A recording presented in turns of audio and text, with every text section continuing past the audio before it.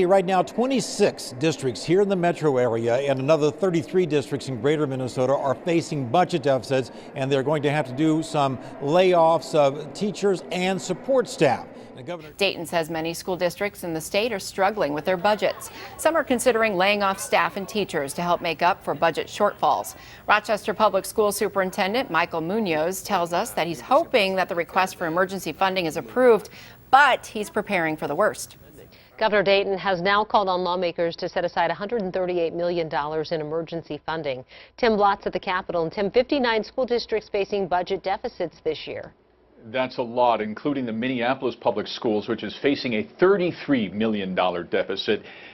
With the end of the legislative session looming, Governor Dayton is continuing to call on lawmakers to back this proposal. Right now, he's inside meeting with teachers and administrators to discuss this proposal before he heads to another school in Rochester. Both districts are among the 59 statewide that the governor says face serious budget deficits that put hundreds of teachers and staff at risk of being laid off. School district is facing a $4 million budget shortfall. And the clock is ticking on the deadline for a final budget. June 30th is the date it must be complete. The district has been facing some tough financial times in recent years. Their budget sits at $100 million right now, and they're hoping to get some extra funds from the state. The Rosemont, Apple Valley, Eagan Public Schools face a $12 million budget deficit for the upcoming school year.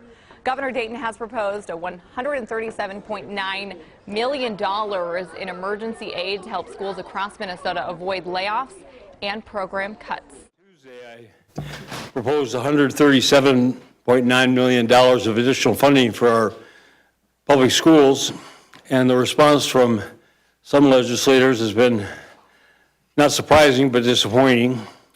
The Republican chair of the House Education Committee says she doesn't think the situation is an emergency and there's not enough money in the state budget at any rate. Well, there's enough money to provide tax cuts to millionaires, multimillionaires. The Senate tax bill yesterday, if you have an estate that's worth $5 million, you get a $338,000 tax cut. So there's a little money hanging around if people want to put it where it should, to education.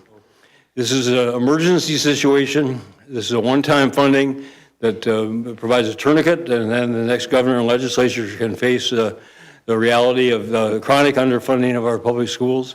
But in the meantime, I urge the legislature to pass this legislation, fit it into their existing budgets. If they snip away a few of those tax cuts from millionaires, multimillionaires, they'll have plenty of money to do this.